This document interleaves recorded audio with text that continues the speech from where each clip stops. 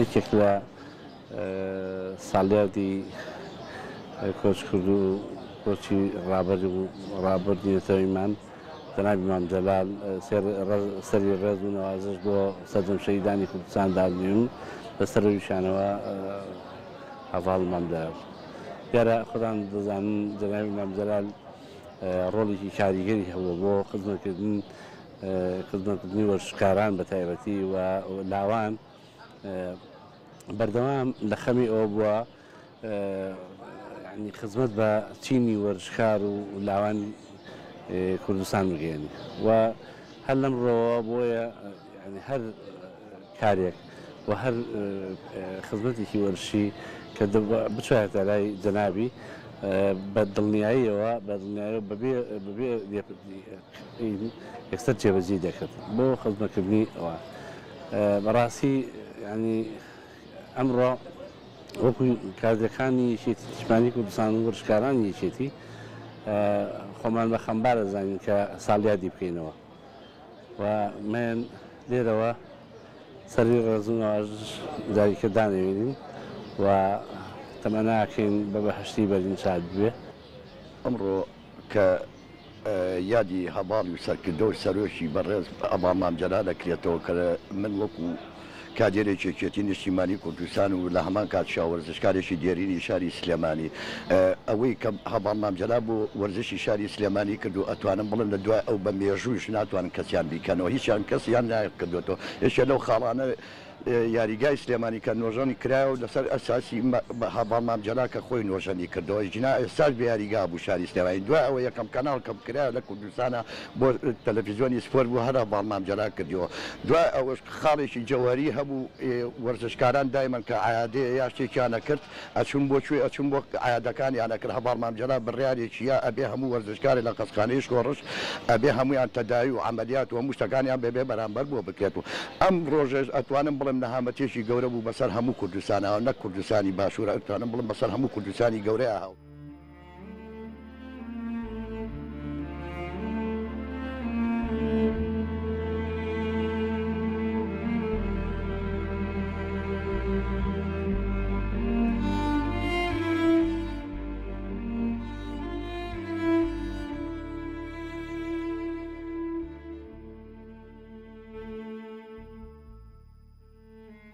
لە ساڵیادی کۆچی هەواڵ مام جەلال سکرتێریەکی نیشتیمانی دروست بۆ گیانی پاشی ئەتوانم بڵێم هەواڵ مام جەلال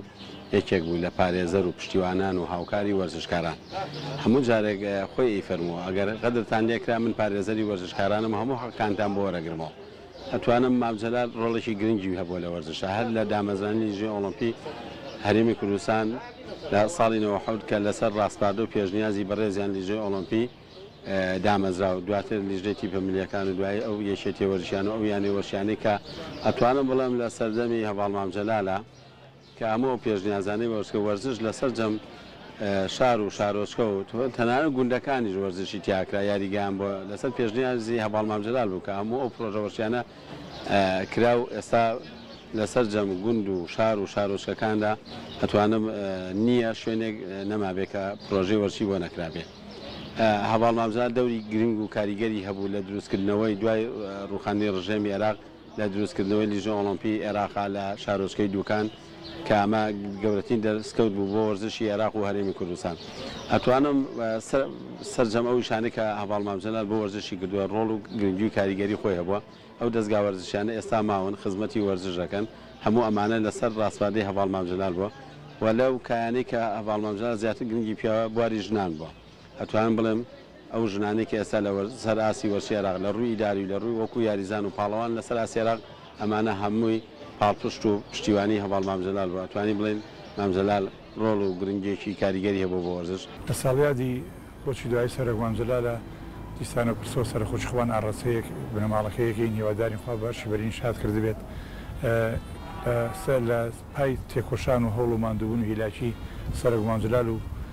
گشت ئەوانی شەیدون بۆ ڕێگای ڕزگاری کوردستان سەری ناوازش و ڕێزامەدانێنین. من حەز دەکەم تەنها لە گۆشەنیگای وەرزشەوە وەسفێکی بچووکی سەرۆک مامزەلال بکەم کە چەند خەمخۆر و بۆ وەرزشکاران وەکو گشت زیاتر لە سەرکردەکانی کە پشت پاڵپشتێکی تەواوی هەبوو لە ڕووی مادی و معنوی بۆ وەرزش و وەرزشکاران. یەکێک لە دەستکەوتە هەرە گرنگانی سەرۆک مامزەلال لەوە بوو کە بەڕاستی دامەزراندنی ژینی ئۆلیمپی کوردستان بوو کە لە کاتێکە ساڵی 1992 ئێمە نادی سلێمانی و نادی سیروان یەکەم دیدارمان ئەنجامدا لەگەڵ بەڕێزیان لەوێ ئاماژەی پیاین کەمیتر بەرە ئەو بڕین با لە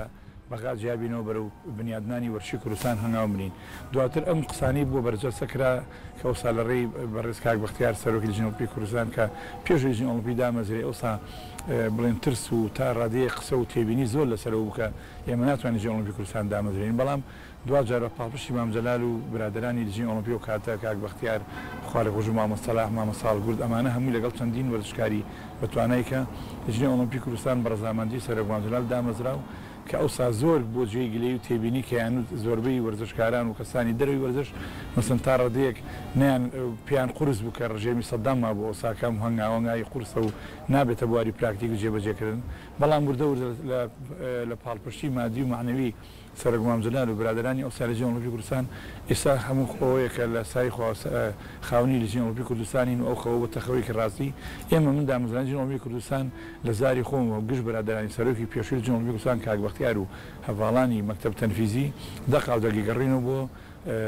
تێبینیەکان و بۆچوونەکان و پاڵپشتی سەرۆک مامزەلال نەبووە ئێمە ئێستا خاوەنی ژینی ئۆلیمپی کوردستان نەبووین کە ئێستا لە کوردستان ئەمریکی واقعە و ڕاستە لەوانی هەندێک تێبینی و سەرنجی لەسەر بێ لەسەر لایانی دەستوریە بەڵام مهمە ئێمە خاوەنی ژینی ئۆلیمپی کوردستانین و توانیمانە وەرشی کوردستان لە سایری ژینی ئۆلیمپی کوردستانە بەرەو پێشبەرین و سەرکردایەتی بکرێت و ڕێنمایی بکرێت و ئیشەڵا داهاتووی گەشتە چاوەڕوانی ژینی ئۆلیمپی کوردستانەکە.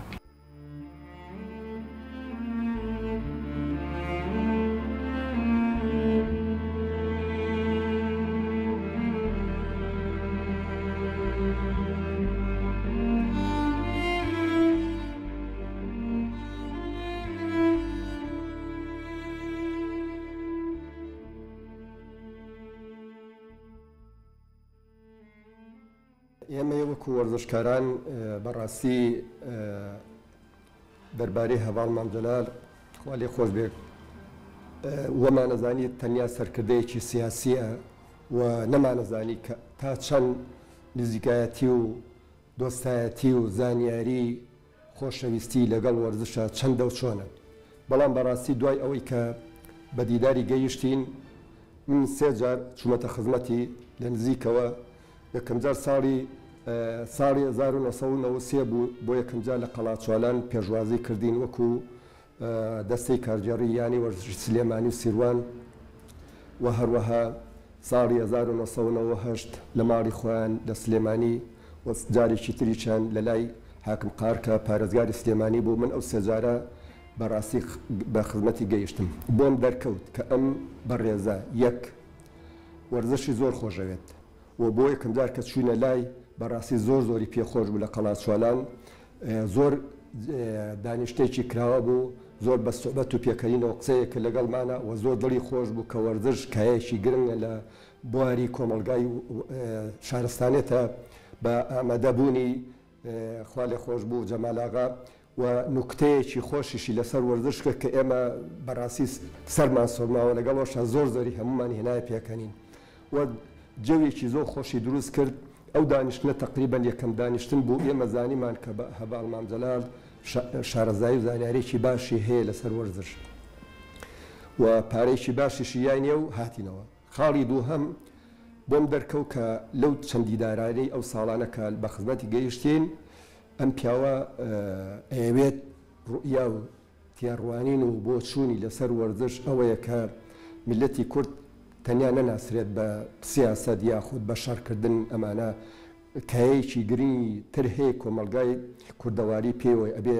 بواری خزمەتی بکات گرنگی پێبدا ئەی ژۆرزشە تاک ئەو کەسانی کە لە وڵاتانی دنیا و یان سەردانی کوردستانەکەن بزانن میلەتی کورد ڕابردوویەک و ئێستاش و وەلدا هەوتوشی خەونێکی گرنگی هەیە بە بوونی شارستانێ لە لاو میلەتەکە لە ناو گەلەکەمانە و وەرزش ببێتە خەوی هەموو ئەندامێکی ئەم کۆمەلگایە و هەروەها بارێکی زۆر گرنگە بۆ تەندروستی مرۆڤ خاڵی سێم بۆم دەرکەوت کە زۆر هاوکاری مادی و معنەوی وەرزشەکە تەنانەت